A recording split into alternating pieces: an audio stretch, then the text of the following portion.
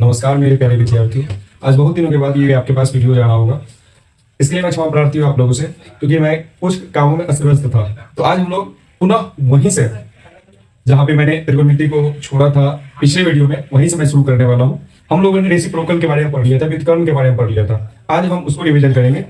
Reciprocal में हम लोग जाने थे कि साइन थीटा बराबर होता है 1/cosec थीटा, cos थीटा बराबर होता है 1/sec थीटा, tan थीटा बराबर होता है 1/cot थीटा। और जो कि हम लोग साइन का फॉर्मूला भी जान चुके थे, p/h, cos का फॉर्मूला होता है b/h, tan का फॉर्मूला होता है p/b। और इसका भी रेसिप्रोकल हम लोग जान चुके थे। साइन का होता है cosec, और cosec का फॉर्मूला होता है, यदि अगर साइन थीटा बराबर 1/cosec थीटा है तो cosec थीटा बराबर क्या हो जाएगा 1/sin थीटा, एक दूसरे के रेसिप्रोकल है। इसके बाद अगर cos थीटा बराबर 1/sec थीटा तो sec थीटा बराबर क्या हो जाएगा 1/cos थीटा।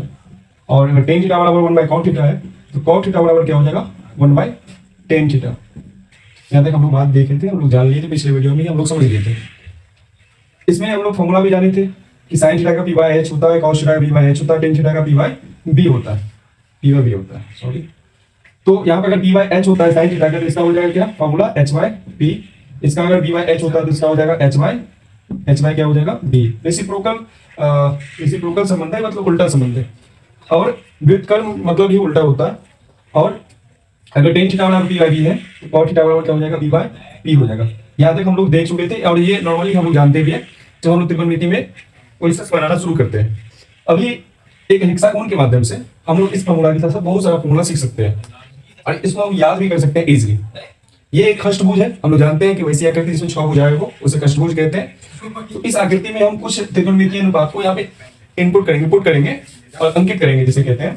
तो यहाँ पे हम रख सकते हैं, यहाँ पर cos को रखेंगे, यहाँ पर हम साइन को रखेंगे और यहाँ पर हम रखेंगे cosec को, यहाँ पर रखेंगे हम लोग, यहाँ पर हम लोग रखेंगे sec को, ठीक है। यहाँ पर रखते हैं हम लोग cosec को और sin cos sec, यहाँ पर हम रखते हैं tan को, sin cos tan और यहाँ पर रखते हैं हम लोग cot को और बीच में रख देते हैं हम ये 1 को, बीच में रख देते हैं 1 को। इसलिए हम इससे समझ सकते हैं, सारा फॉर्मूला निकाल सकते हैं, बहुत सारा फॉर्मूला निकाल सकते हैं इस हेक्सागोन से। कैसे? अगर हम cos के बारे में पूछे कि cos और sec का क्या रिलेशन, तो यहाँ पे स्पष्ट देख सकते हैं। अगर cos पूछे तो 1 क्या लिख सकते हैं sec लिख सकते हैं। sin पूछे तो 1 क्या लिख सकते हैं cosec लिख सकते हैं, क्रॉस रिलेशन। tan पूछे तो 1 क्या लिख सकते हैं cot लिख सकते हैं यहां से। अगर sec पूछे, sec के लिए हम इधर की ओर देखेंगे, इधर की ओर sec बराबर क्या हो सकता है 1/cos, cot बराबर इधर की ओर cot बराबर 1/tan, sin बराबर 1/cosec, cosec बराबर 1/sin। हम इस हेक्सागोन से भी ये फॉर्मूला निकाल सकते हैं। अब एक्स्ट्रा इसमें से हम क्या प्राप्त कर सकते हैं और क्या फॉर्मूला इसमें से निकल सकता है? एक फॉर्मूला और निकल सकता है, यहाँ पर हम देखेंगे एक फॉर्मूला और निकल सकता है इससे, एक टाइप का फॉर्मूला यहाँ पर हम देखते हैं। अगर इसमें हम बीच में रख दें 1 को, और हम लोग जानते हैं कि यहाँ पे क्रॉस रिलेशन होता है इसका, अभी हम लोग देखे भी फॉर्मूला भी निकाले तो क्रॉस रिलेशन होता है। अब हम लोग क्या करते हैं, यहाँ से डायरेक्शंस, जो कि डायरेक्शंस 2 टाइप्स का होता है, एक होता है क्लॉकवाइज डायरेक्शन, क्लॉकवाइज डायरेक्शन, इसको हम लोग कहते हैं घड़ी के दिशा में, घड़ी के दिशा में। यानी हम लोग क्लॉक घड़ी को देखते हैं, यहाँ पे 12 होता है, यहाँ 3 होता है, या 6 होता है, या 9 होता है। और अगर यहाँ पर सेंटर इसका, ये सुई जो है, घंटे का सुई जो है, ये घंटा का सुई इधर की ओर रोटेट होता है। हम लोग देखते हैं जनरली ऐसे होता है घड़ी में, कोई घड़ी अगर खराब हो तो हो सकता है उल्टा भी घूम जाए, ऐसा होता नहीं है, मजाक से हटके। और एक होता है anti clockwise direction, anti clockwise direction, anti clockwise direction. अब ये इसका हिंदी हो जाएगा घड़ी के विरुद्ध दिशा, घड़ी के विरुद्ध दिशा। एंटी मतलब क्या होता है विरुद्ध में। जैसे कोई बोलते हैं कि हम आपके एंटी में, यानी आप अगर बोलोगे हाँ तो बोलेगा वहां पे नहीं, क्योंकि वो आपके एंटी में है। तो ये अगर ये डायरेक्शन इधर की ओर है तो एंटी क्लॉकवाइज में डायरेक्शन कैसा हो जाएगा? अगर यहाँ 12 लिखते हैं, 3 लिखते हैं, 6 लिखते हैं, 9 लिखते हैं, घड़ी को बनाते हैं, इसका डायरेक्शन हो जाएगा इधर की ओर, इधर की ओर रोटेट होगा। तो यहाँ पे हम देखेंगे इस डायरेक्शन का यूज करके हम फॉर्मूला यहाँ पे निकालेंगे बच्चा।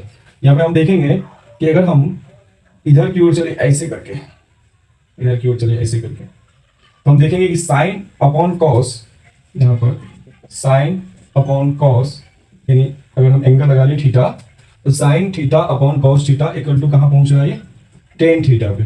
इसको हम प्रूव भी कर सकते हैं। कैसे प्रूव कर सकते हैं कि साइन थीटा बराबर होता है पी बाई एच और कॉस थीटा बराबर होता है बी बाई एच।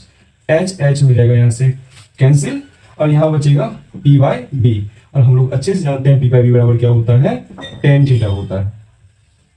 ठीक, अब हम ये कर सकते हैं, अगर टेन थीटा बराबर sign theta upon cos theta होता है तो यहाँ से हम जानते हैं इसका रेसिप्रोकल क्या होगा, कॉट थीटा, और कॉट थीटा बराबर क्या हो जाएगा, इसका भी रेसिप्रोकल, इसका भी उल्टा, ये हो जाएगा cos theta upon sine theta. यहाँ से दो फॉर्मूला यहाँ से निकल के आ जाता है। और हम क्या कर सकते हैं, और हम ये कर सकते हैं कि अगर अभी हम लोग फॉर्मूला यूज करें, फिर हम लोग बहुत सारे क्वेश्चन करने वाले हैं इस चैप्टर में।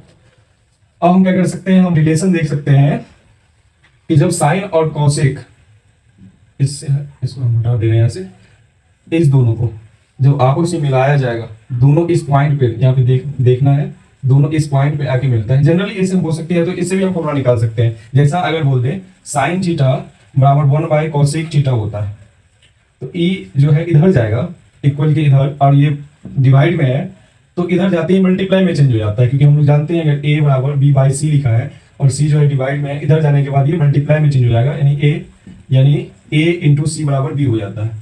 ये हम लोग बच्चा से ही जानते हैं, बचपन में ही हम लोग पढ़ लिए हैं सब चीज। तो यहाँ पे क्या हो जाएगा साइन थीटा और मल्टीप्लाई क्या हो जाएगा कॉसेक थीटा बराबर कितना हो जाएगा 1।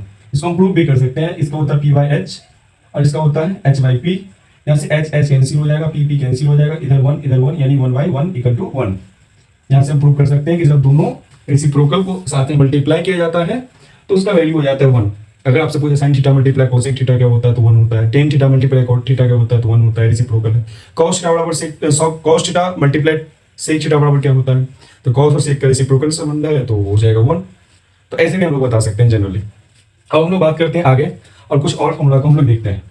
हालांकि ये जो आपका 8.1 चैप्टर है, 8.1 चैप्टर है, इस फॉर्मूला से बन जाता है। इसी फॉर्मूला के यूज से हम उस चैप्टर को बना सकते हैं, लेकिन हम लोग कुछ और जानने का प्रयास कर रहे हैं, इसमें कुछ और हो सकता है क्या।